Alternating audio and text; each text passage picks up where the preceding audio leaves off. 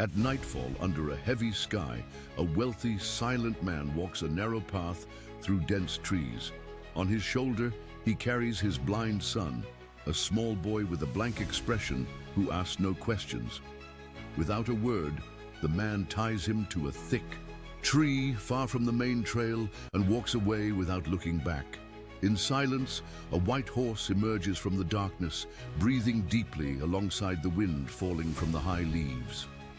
In the distance, howls begin to rip through the forest. Like broken sirens, the horse takes a step forward, soundless, saddleless, with no one in sight.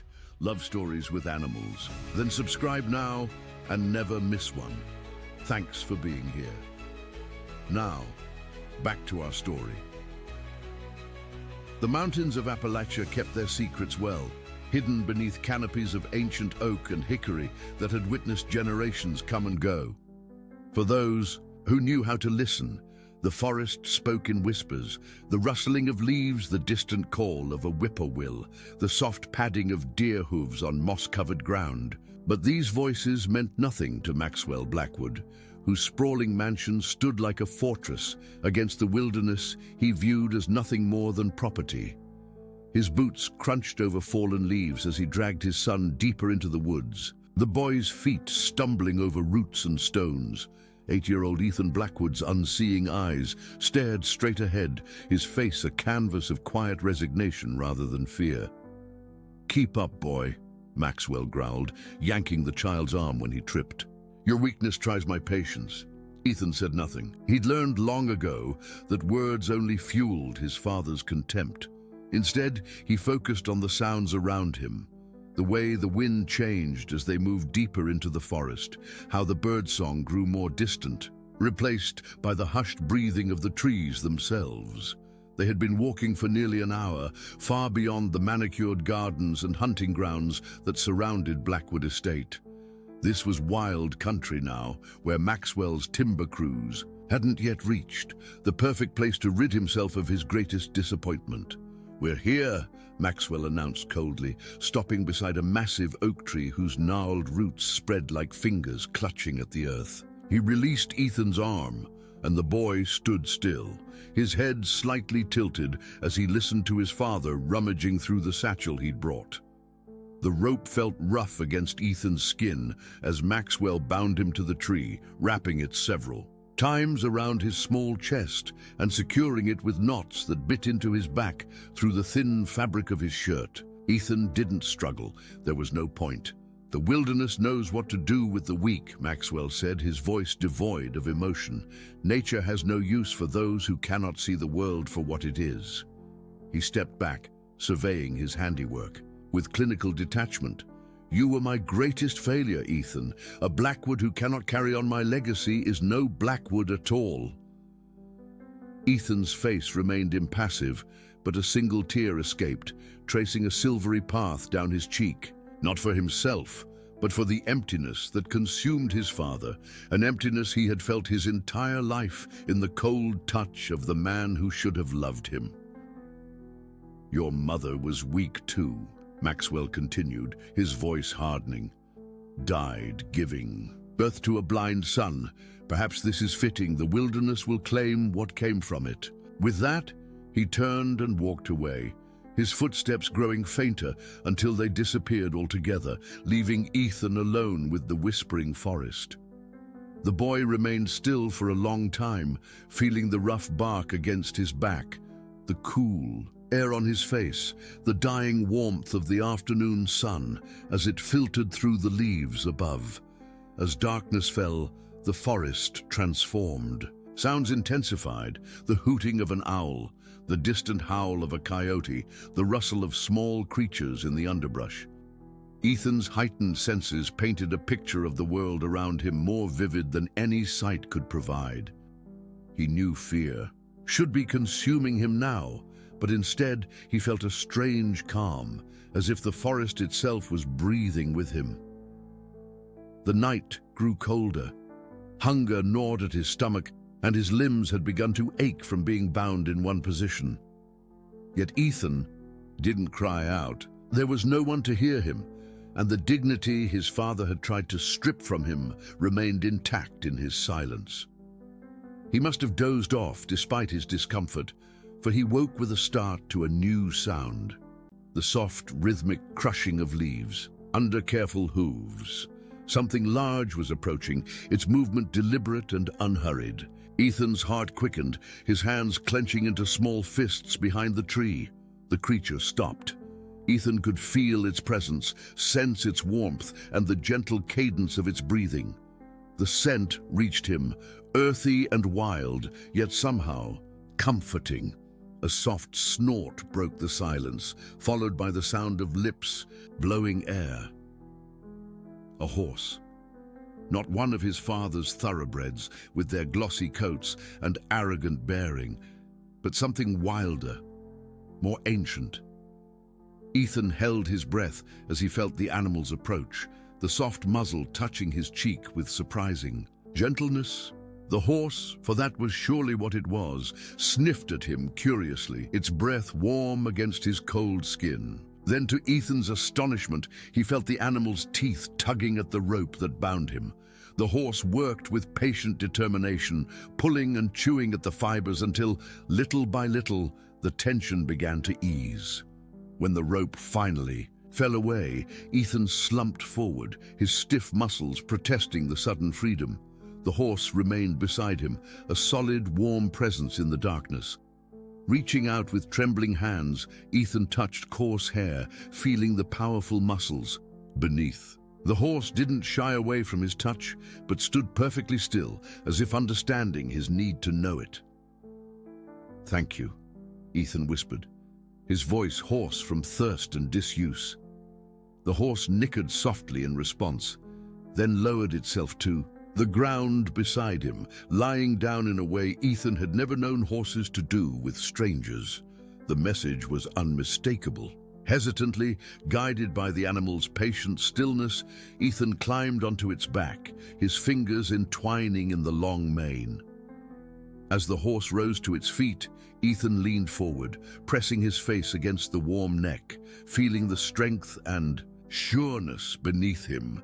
The horse began to walk, its steps careful and measured, as if conscious of its precious cargo. Ethan had ridden before, supervised lessons on gentle ponies that his father had insisted upon, despite his blindness, perhaps hoping it would somehow cure his son's defect. But this was different. This wasn't a lesson or a duty. This was freedom. The horse seemed to know where it was going, navigating the forest with confidence that transmitted itself to the boy on its back. They traveled for what seemed like hours, the rhythm of the horse's gait eventually lulling Ethan into a state between wakefulness and sleep, his body swaying gently with each step. When they finally stopped, Ethan could sense they had reached a different place. The air felt different here, damper, cooler, with the sound of water nearby. A stream or spring, he guessed, from the gentle gurgling that reached his ears. The horse lowered itself again, allowing him to slide off. His legs buckled as his feet touched the ground, weak from the ordeal and the long ride. But the horse remained close, allowing Ethan to lean against its solid form as he regained his balance. Guided by the sound of water, Ethan made his way to the stream, the horse following a step behind. He knelt and drank deeply, the cold water, soothing his parched throat. As he sat back on his heels, the reality of his situation began to sink in. His father had abandoned him to die in the wilderness. He was miles from home. Not that Blackwood Estate had ever truly been home, with no food, no shelter, and no way to navigate back to civilization. Yet, strangely, fear still didn't overtake him. Instead, he felt something he had rarely experienced before: possibility. The horse nudged his shoulder gently, then moved away a short distance. Ethan heard it tearing at something, grass, he realized, as the rhythmic sounds of chewing followed. The simple normality of it was somehow reassuring. Life continued, even here, even now. Finding a soft patch of moss near the stream's edge, Ethan curled up, exhaustion finally claiming him. The last thing he was aware of was the sound of the horse moving to stand near him, its large body blocking the wind, its presence a promise of protection.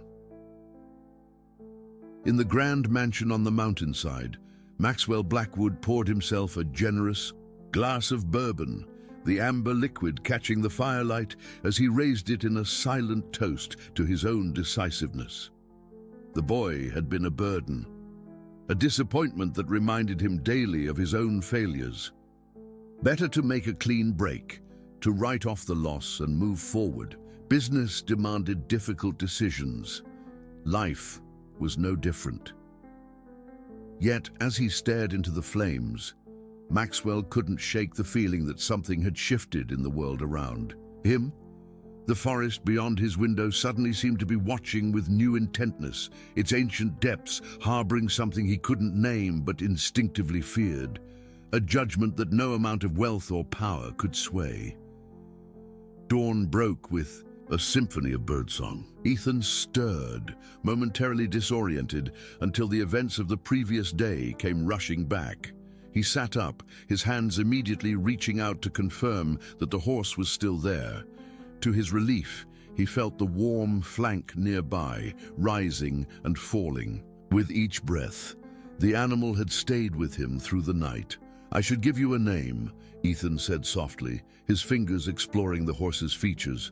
The broad forehead, the velvety muzzle, the long mane that felt like silk despite its wildness. "Ghost," he decided, sensing the pale color of the coat beneath his hands. "Because you came out of nowhere, like a spirit in the night."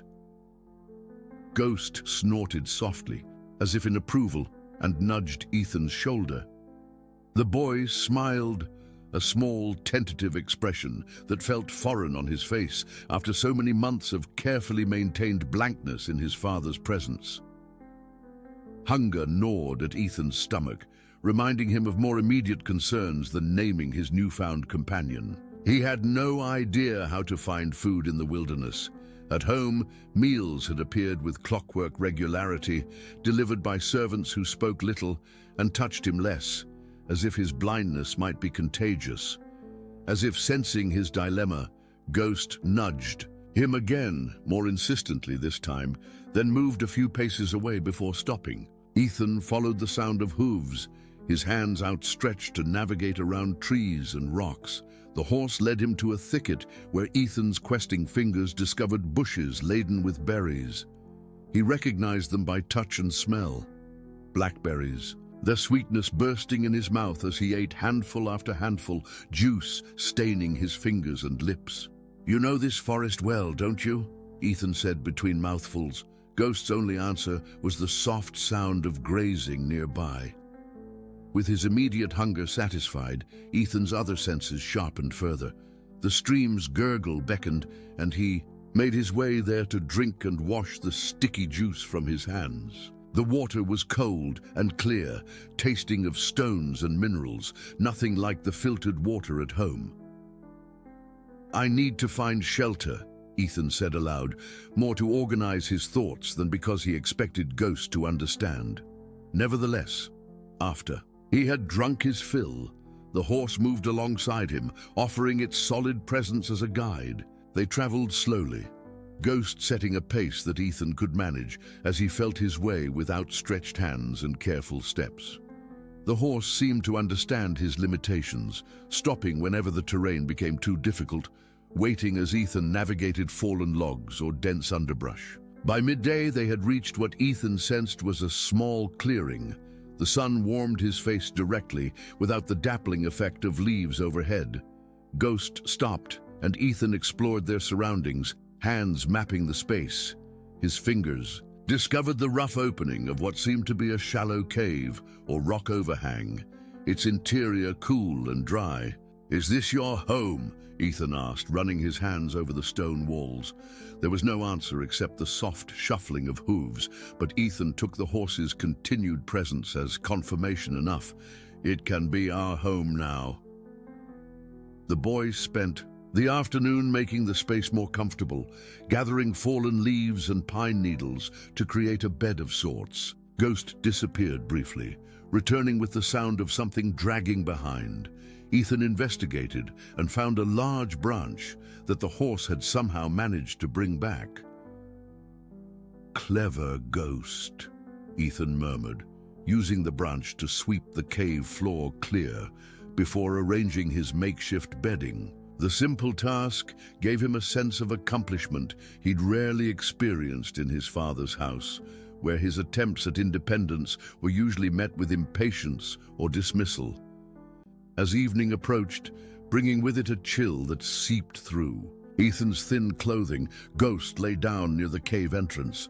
Without hesitation, Ethan curled up against the horse's warm side, drawing comfort from the steady rise and fall of breathing and the subtle, earthy scent that he was beginning to associate with safety.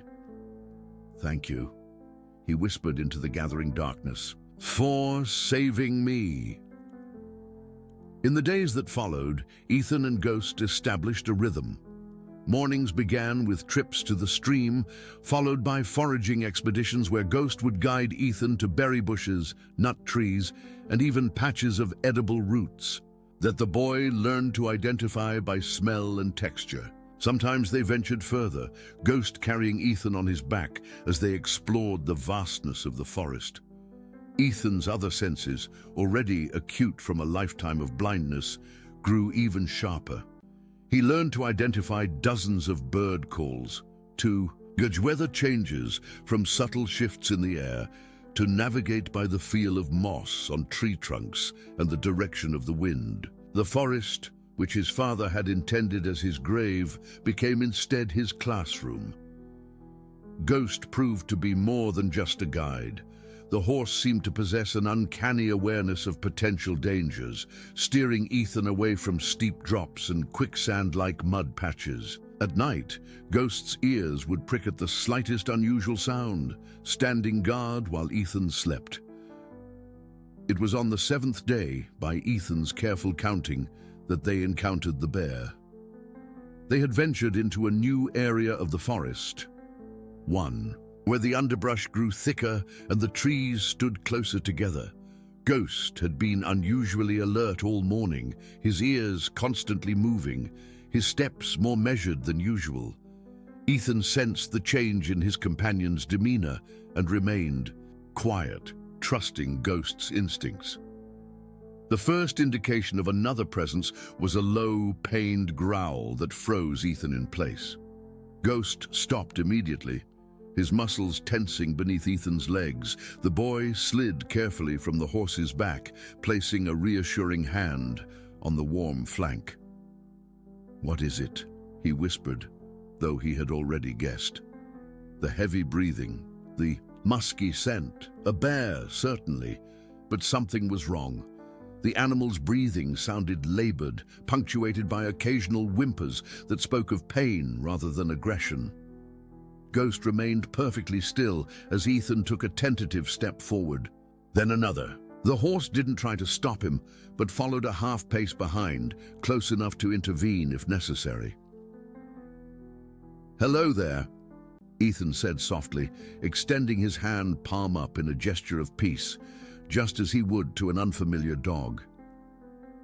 "We won't hurt you." The bear's breathing quickened, but there was no sound of movement, no indication that it was preparing to charge or flee. Ethan continued his careful approach until his outstretched fingers touched fur, coarse and thick, rising and falling with each labored breath. The bear flinched at the contact but didn't pull away. Emboldened, Ethan explored further, his sensitive fingers discovering the source of the animal's distress, a deep gash on its hind leg, the fur around it matted with dried blood. "You're hurt," Ethan murmured. "That's why you haven't run away. You can't." Behind him, Ghost snorted softly as if in confirmation. The horse had been maintaining a respectful distance, but now moved closer, offering his solid presence as support. Ethan remembered the stream they had passed not far back. "Wait here," he told the injured bear, as if it had any choice in the matter. "I'll be back to help you." With Ghost's assistance, Ethan returned to the stream and tore strips from the bottom of his already ragged shirt. He soaked them in the cool water before carefully making his way back to where the bear lay waiting. The process of cleaning the wound was slow and delicate. Ethan worked by touch, gently wiping away dirt and dried blood, apologizing softly whenever the bear growled in pain. Ghost remained nearby, occasionally bringing more water-soaked cloth when Ethan needed it, carrying it carefully in his teeth. "You need a name too," Ethan told the bear as he worked. "How about Shadow? Because I can't see you, but I can feel your presence just like a shadow." By the time Ethan had done all he could for Shadow's wound, the sun was setting. He hadn't realized how much time had passed, so absorbed was he in his task. The bear's breathing seemed easier now, though Ethan knew the animal was far from healed. "We should stay with him tonight," Ethan decided, settling himself on the ground near Shadow, but not too close. Ghost lay down on Ethan's other side, creating a barrier between the boy and the rest of the forest. That night, as Ethan drifted to sleep sandwiched between horse and bear, he realized with sudden clarity that he felt something he had never experienced at Blackwood Estate. He felt at home. Miles away, Maxwell Blackwood sat at his expansive desk, pen hovering over the document that would officially declare his son missing, presumed dead in a tragic hiking accident. The story was plausible enough. The blind boy wandering away from his caretaker, lost in the vast wilderness that surrounded the estate. No one would question it too deeply. Ethan had been kept largely hidden from society, his existence an embarrassment that Maxwell had minimized through private tutors and limited social interaction. The lie should have come easily to a man accustomed to bending truths to suit his purposes. Yet Maxwell found himself unable to sign his name. Each time he brought the pen to paper, a strange unease gripped him. Not guilt, for Maxwell Blackwood did not indulge in such useless emotions, but something more primal, a sense of being watched by unseen eyes. He rose abruptly and moved to the window, staring out at the forest that stretched away from his manicured lawns. In the week since he had left Ethan there, Maxwell had found himself increasingly reluctant to look upon those woods. Something had changed in their character, or perhaps in his perception of them. The trees that had once seemed like mere resources awaiting harvest now stood like sentinels, their shadows stretching toward his house with deliberate intent. Maxwell Blackwood was not a superstitious man. He dealt in timber futures and land, development, in concrete realities that could be measured and monetized. Yet as he stood at the window, a shiver ran through him that had nothing to do with the room's temperature. "Mr. Blackwood?" The voice of his housekeeper, Mrs. Chambers, broke the spell. "Sheriff Collins is here to see you. Says it's about some unusual animal activity reported near the property." Maxwell turned, composing his features into a mask of polite interest. "Show him in, Mrs. Chambers." As he waited, Maxwell glanced once more at the unfinished document on his desk. Tomorrow, he decided. He would sign it tomorrow, when this strange mood had passed. For now, he had a sheriff to placate and a reputation to maintain. Out in the forest, beneath a canopy of stars visible through the trees, Ethan slept peacefully between his unlikely guardians, untroubled by dreams or memories. Shadow's massive form generated enough heat to ward off the night's chill, while Ghost remained alert, his ears constantly moving, picking up the subtle symphony of the forest night. For the first time in his young life, Ethan Blackwood was exactly where he belonged. Summer melted into early autumn, painting the Appalachian forest in hues that Ethan could not see but could sense in other ways. The changing scents, the crispness of the air, the different sounds of leaves as they began to dry and fall. 3 weeks had passed since his father had left him tied to that oak tree, though it felt like a lifetime ago. In many ways, it was. Shadow's wound had healed remarkably well under Ethan's patient care. The bear now moved with only a slight limp, following Ethan and Ghost on their daily explorations through the forest. What had begun as reluctant dependence had evolved into something deeper, a bond that transcended the natural wariness between species. Shadow remained a wild creature, disappearing occasionally to hunt or forage on his own, but he always returned to the cave they now all shared. Ethan himself had changed. The timid, withdrawn boy who had accepted his father's cruelty with silent resignation was gone.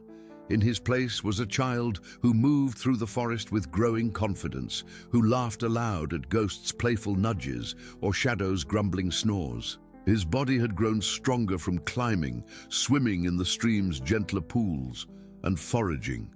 His clothes hung in tatters, and his hair had grown long and tangled, but his face had filled out, the perpetual tension in his features replaced by a calm centeredness. "I think we need to store more food for winter," Ethan announced one morning as they set out from the cave. Ghost nickered softly in what Ethan had come to recognize as agreement, while Shadow padded alongside, his heavy footfalls a comforting rhythm. The trio had developed their own language of sorts. Ghost's various snorts, whinnies and nudges conveyed different meanings that Ethan had learned to interpret with remarkable accuracy. Shadow was more reserved in his communications, but his rumbling growls and the way he positioned his body told Ethan everything he needed to know about the bear's mood or intentions. They spent the day gathering nuts, late berries, and roots, which Ethan stored in a natural depression near the back of their cave. Ghost helped by carrying large loads in a makeshift sling Ethan had crafted from his tattered shirt. Shadow contributed in his own way, bringing back honeycomb from a hive he'd raided, the sticky sweetness a rare treat that Ethan savored with closed eyes and a smile of pure delight. As dusk approached, Ghost suddenly lifted his head, ears pricked forward in alert attention. Shadow froze as well, his massive body tensing beside Ethan. The boy stilled, trusting his companion's senses. "What is it?" he whispered, placing one hand on Ghost's neck and the other on Shadow's broad back, the touch connecting them in silent communication. A moment later, Ethan heard it too. Voices, human voices, distant but approaching. The sound was so unexpected that it took him a moment to process. People, here, in their forest.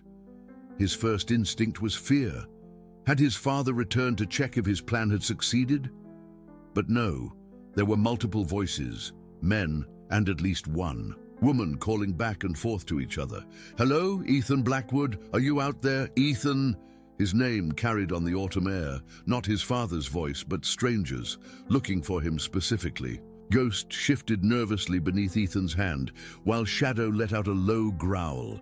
"It's okay," Ethan soothed, though his own heart was racing. "Stay here, both of you. I'll go see who it is." Ghost snorted in protest, moving to block Ethan's path. Shadow added his objection with a rumble that Ethan felt through the ground beneath his feet.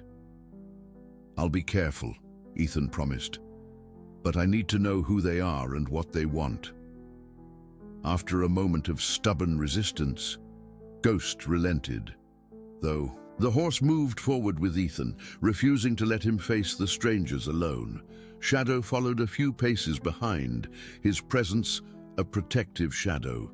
They stopped at the edge of a clearing, Ethan hidden behind Ghost's solid form, listening intently as the search party drew nearer.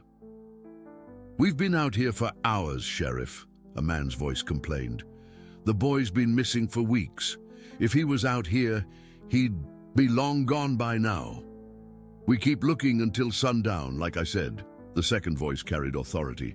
"Mrs. Chambers was clear about what she saw. Something ain't right about how that boy disappeared, and I aim to find out what." Mrs. Chambers. The name tugged at Ethan's memory. His father's housekeeper, a stern woman who had nevertheless slipped him cookies when no one was looking, and sometimes patted his head with an awkward gentleness. I'm telling you, Sheriff Collins, that horse has been standing at the edge of Blackwood's property every morning for 2 weeks now. White as snow and wild as the mountains. Never seen anything like it. And Mr. Blackwood's face when he sees it, like he's looking at a ghost. This voice was female, older, with the distinctive mountain accent that marked her as local. And, "You're sure the boy didn't just wander off?" a fourth voice asked. Ethan Blackwood might have been blind, but he was smart as a whip and careful as they come, Mrs. Chambers replied firmly. He didn't wander nowhere, and the way his daddy's been, acting, jumping at shadows, drinking more than usual, staring at them woods like they're fixing to swallow him whole. Something happened to that boy, and Maxwell Blackwood knows what it is. Ethan's breath caught in his throat. They were looking for him because they suspected something was wrong. And Ghost had been keeping vigil at the edge of his father's property, a silent accuser. Before he could decide what to do, Shadow shifted his weight, causing a branch to snap beneath his heavy paw. The sound, magnified in the quiet forest, brought the search party to an immediate halt. "Hello?" called the authoritative voice. "Sheriff Collins," Ethan guessed. "Someone there?" For a moment, Ethan hesitated. These people might help him, might offer a way back to civilization. But would they understand his new life? Would they separate him from Ghost and Shadow? The thought of losing his companions sent a pang through his chest that was almost physical in its intensity. Ghost made the decision for him. With a soft whicker, the horse stepped forward into the clearing, Ethan's hand still resting on his neck. Gasps erupted from the search party. "Good Lord," breathed Mrs. Chambers. "It's him, it's Ethan." "And that's the horse," added another voice in awe. Ethan stood his ground, one hand on Ghost for support, his unseeing eyes directed toward the voices. "Who are you?" he called, his voice stronger and clearer than it had been in his father's presence. "Ethan Blackwood." The sheriff's voice had softened, approaching carefully. "I'm Sheriff James Collins from Pine Top. We've been looking for you, son." "Why?" Ethan asked simply. A moment of awkward silence followed. "Well, because you've been missing, son. Your father reported you disappeared during a walk in the woods 3 weeks ago." Ethan's laugh was short and without humor. "Is that what he told you?" From behind him came a low growl as Shadow finally lost patience with hiding. The massive black bear emerged from the trees to stand at Ethan's other side, his presence causing the search party to retreat several steps with exclamations of alarm. "Easy now," Sheriff Collins said, his voice tense. "Ethan, I need you to move away from that bear very slowly." "Shadow won't hurt anyone," Ethan replied calmly, placing his free hand on the bear's broad head. "He's my friend. So is Ghost." He patted the horse's neck. "They've been taking care of me since my father tied me to a tree and left me to die." The silence that followed was deafening, broken only by Mrs. Chambers' sharp intake of breath. "I knew it," she whispered. "Lord, forgive me for not speaking up sooner, but I knew something wasn't right." "That's a serious accusation, son," Sheriff Collins said, his voice grave but not disbelieving. "Are you saying Maxwell Blackwood deliberately abandoned you in the forest?" "Yes, sir." Ethan's voice didn't waver. "He said nature knows what to do with the weak. He meant me to die out here, and instead you found..." The sheriff trailed off, clearly struggling to reconcile the scene before him.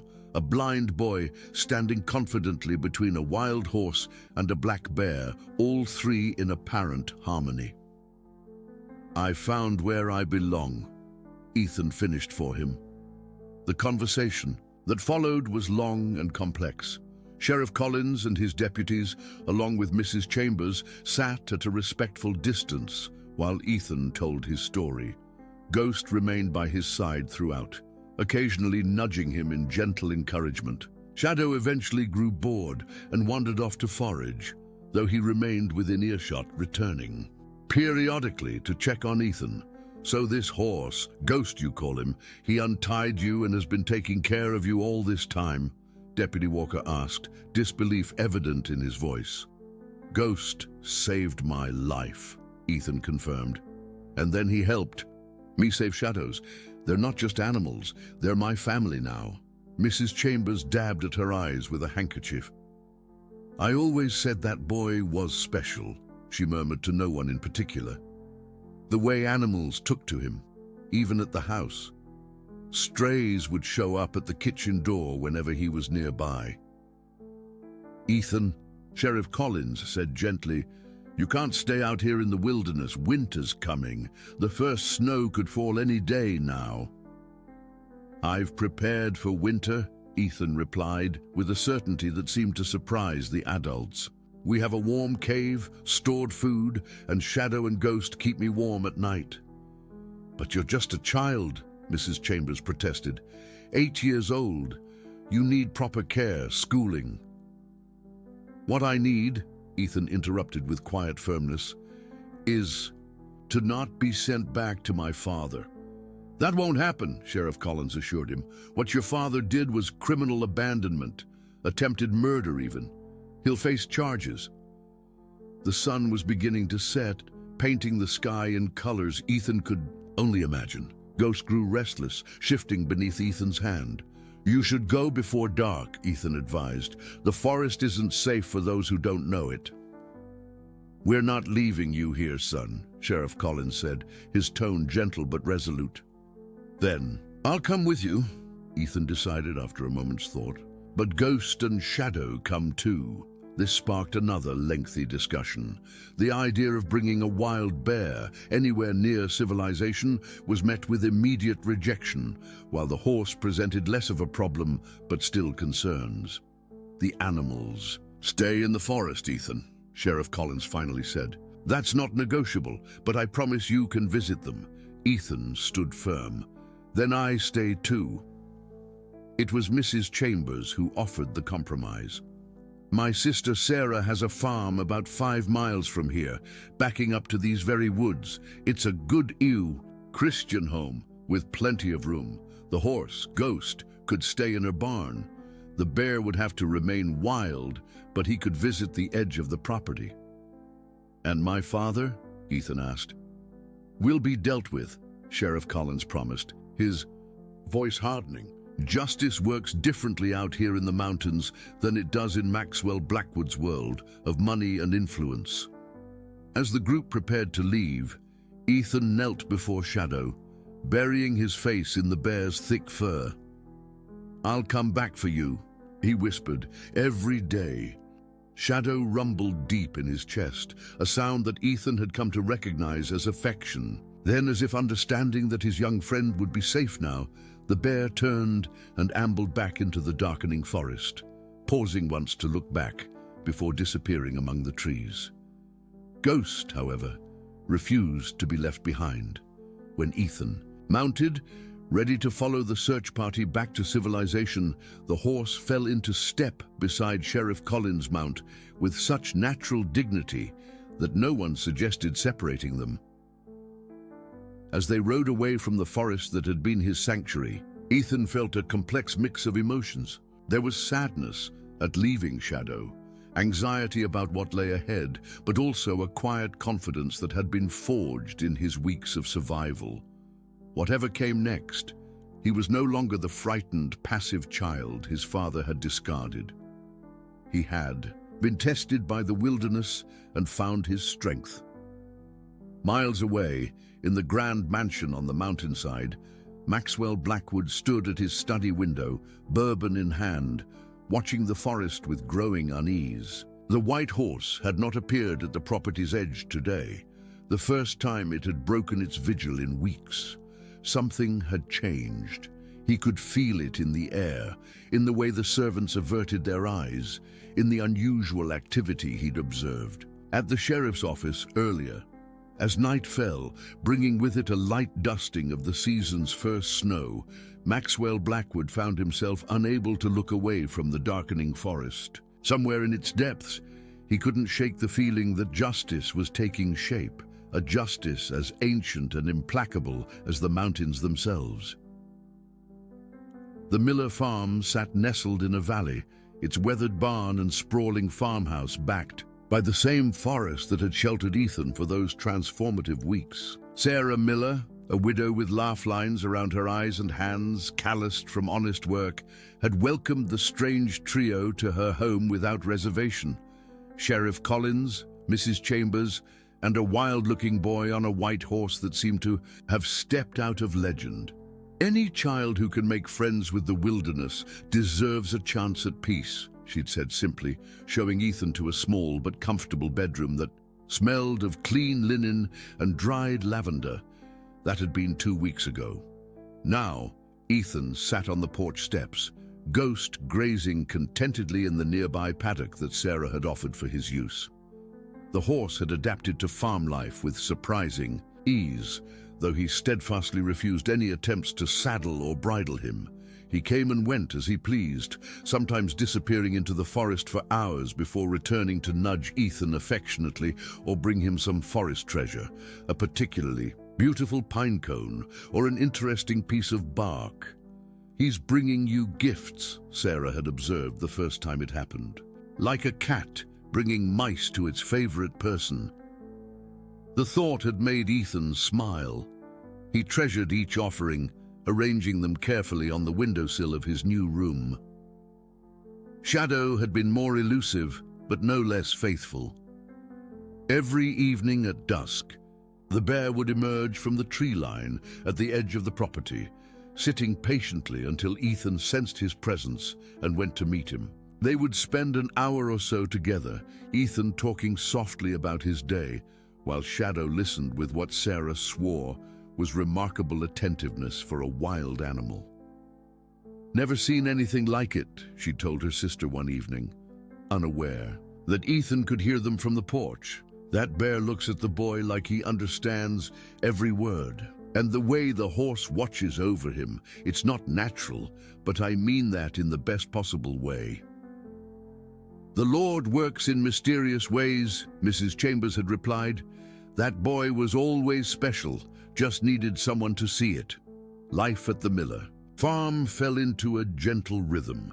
Sarah taught Ethan practical skills, how to milk the cows, collect eggs from the chicken coop, tend the vegetable garden. He absorbed everything eagerly, his heightened senses making him particularly adept at tasks that required touch, smell, or hearing.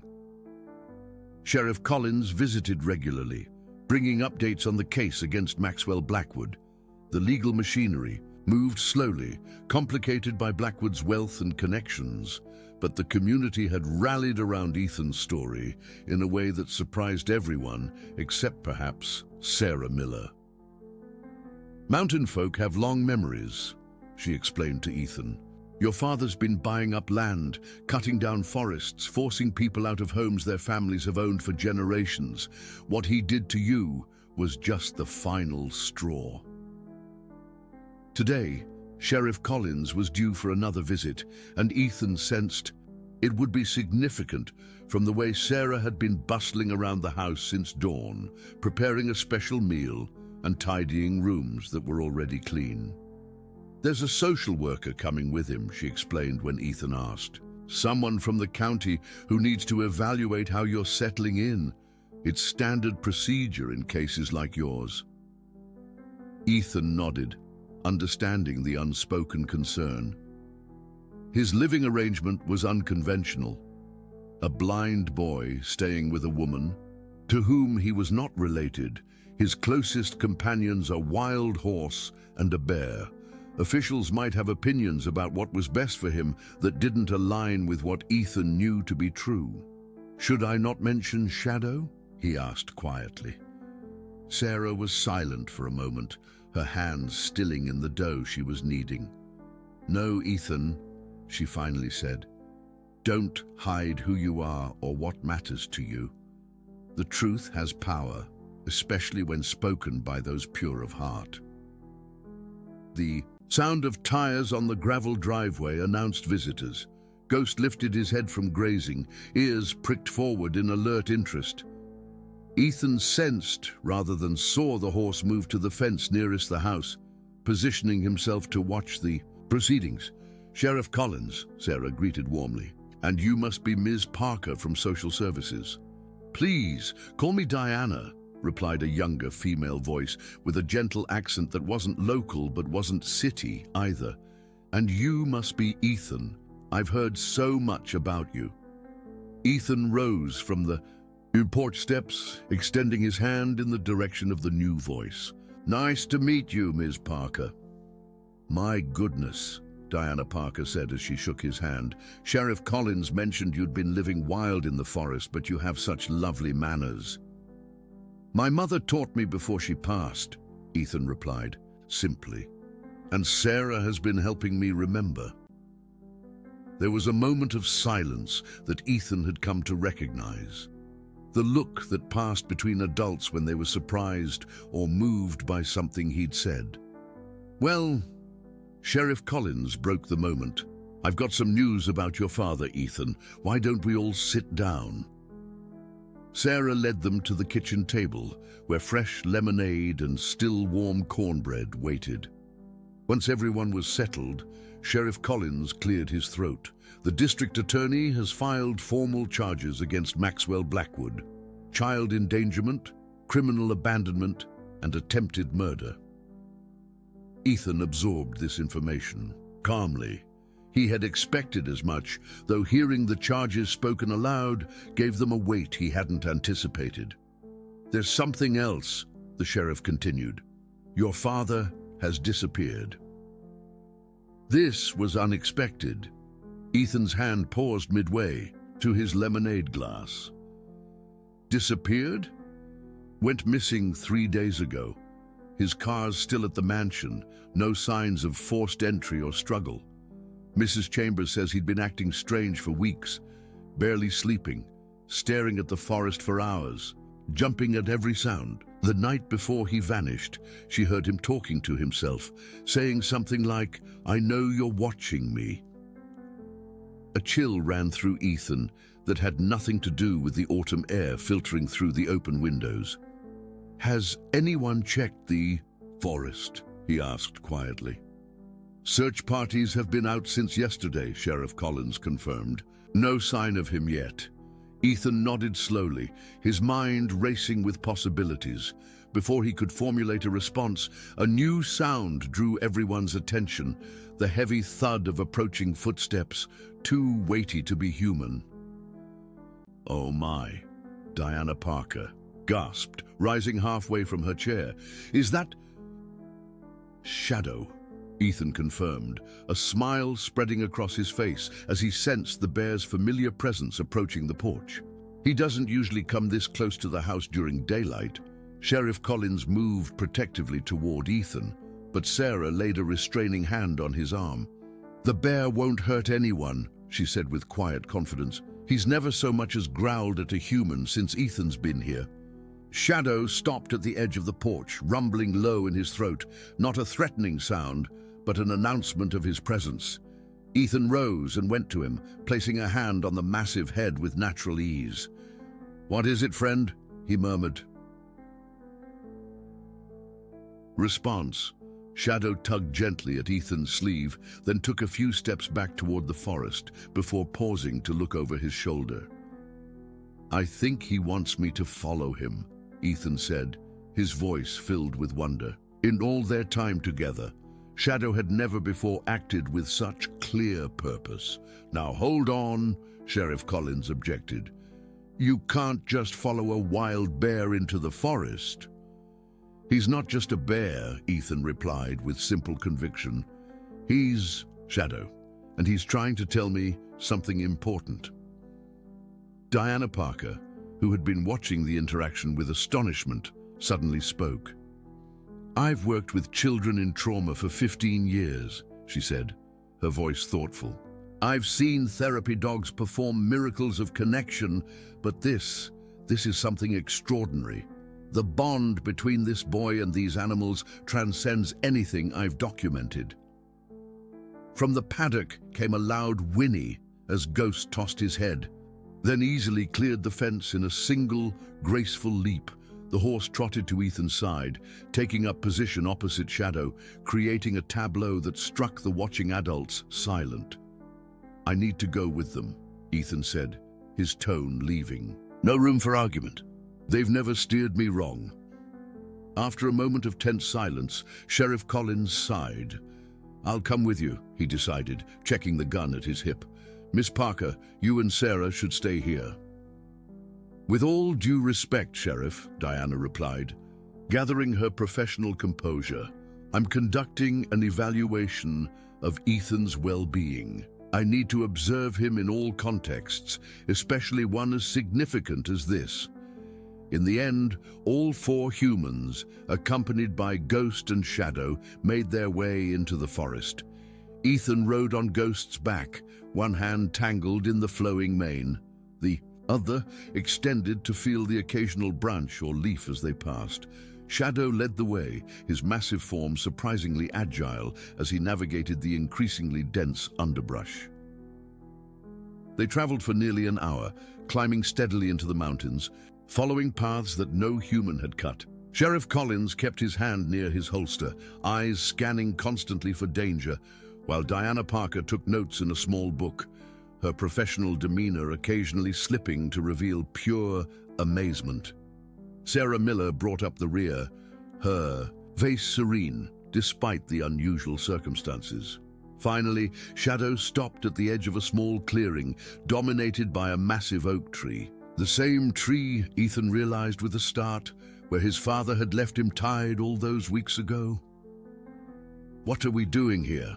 he asked softly, sliding from Ghost's back to stand beside Shadow. The bear rumbled low in his chest, then moved forward into the clearing. The humans followed cautiously, Sheriff Collins now openly holding his weapon, though pointed at the ground. As they approached the ancient oak, a figure emerged from behind it, disheveled, clothes torn, face haggard with exhaustion and fear. "Maxwell Blackwood." "Father," Ethan breathed, the word barely audible. Maxwell Blackwood stood frozen, his eyes wide with disbelief as he took in the impossible scene before him, his blind son, whom he had left to die, returning to the very spot of his abandonment, accompanied by a wild horse, a black bear, and 3 witnesses. "It's been watching me," Maxwell said, his voice cracked and hoarse. The horse, every day at my window, just standing there, staring, and then it stopped coming, and I knew it was coming for me instead.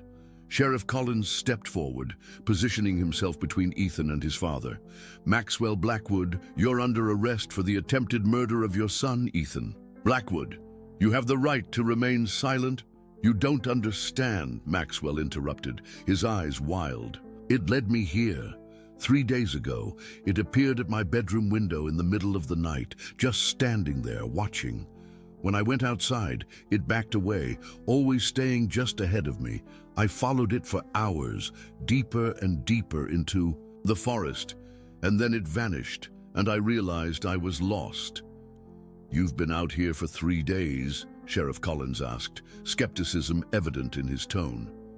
"Yes," Maxwell replied, his usual arrogance completely absent. "I've been trying to find my way back, but the forest, it's like it keeps changing around me. Every time I think I've found a path out, it disappears. I keep ending up back here, at this tree." Ethan moved forward, Ghost and Shadow flanking him protectively. "The forest kept you here," he said softly. "Just like you tried to keep me here." Maxwell flinched at his son's voice. "Ethan," he whispered, "you're alive." "No thanks to you," Sheriff Collins said coldly, taking a step closer with handcuffs ready. "Wait," Ethan said, raising a hand. "I want to understand why. Why did you hate me so much, Father? Was it just because I'm blind?" For a long moment, Maxwell Blackwood was silent, his eyes darting between his son and the animals that guarded him. When he finally spoke, his voice held a vulnerability that Ethan had never heard before. You look exactly like her, Maxwell said, his voice breaking. Your mother. Every time I look at you, I see her eyes. The eyes that accused me even as she was slipping away after your birth. I couldn't save her. All my money, all my power, and I couldn't keep her alive. And then you were born blind, and the doctor said there was nothing to be done, and I... He stopped, swallowing hard. I couldn't bear another reminder of my powerlessness. So, you left me to die, Ethan said quietly. I was drunk, Maxwell admitted, the words clearly painful. I'd been drinking for days, drowning in self-pity and rage. When I brought you out here, it wasn't planned. I just snapped, and afterwards I told myself you were better off dead than living a half-life dependent on others. But I wasn't. Dependent, Ethan replied, his voice stronger now. I survived, I thrived. Ghost and Shadow showed me that my blindness isn't weakness. It's just a different way of experiencing the world. As if understanding they were being discussed, both animals moved closer to Ethan. Ghost nuzzled his shoulder, while Shadow let out a rumbling growl directed at Maxwell. Diana Parker had been silent throughout the exchange, but now she stepped forward. Mr. Blackwood, in my professional opinion, what you're describing isn't justification. It's the rationalization of a man who couldn't face his own grief and projected it onto an innocent child. The psychological term is displacement, but the legal term is abuse. I know, Maxwell said, shoulders slumping. I know what I am. These past days alone in the forest, constantly circling back to this tree, I've had nothing but time to think about what I've done. He looked directly at Ethan, though the boy couldn't see his gaze. I don't expect forgiveness, son. I don't deserve it, but I am sorry. Sheriff Collins moved forward, handcuffs ready. Save it for the Judge, Blackwood. No, Ethan said suddenly, causing everyone to pause. There's something else that needs to happen first. He turned to Shadow and Ghost, placing a hand on each of them. They brought us here for a reason. The same place where everything went wrong. To the astonishment of the adults present, Ethan guided his father to the massive oak tree, placing Maxwell's hand against the rough bark. This is where you left me to die, he said simply. But it's also where I was reborn. The forest that you thought would be my grave became my home instead. What are you doing, Ethan? Sarah asked gently. Making peace, Ethan replied. Not for him, but for me. For the forest. For Ghost and Shadow. He placed his own hand next to his father's on the tree.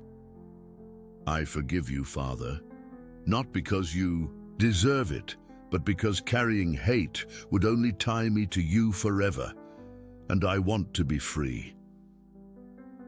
As the words left Ethan's mouth, something shifted in the atmosphere of the clearing. The constant whisper of leaves seemed to pause for a heartbeat, and even Shadow and Ghost grew perfectly still, as if witnessing something momentous.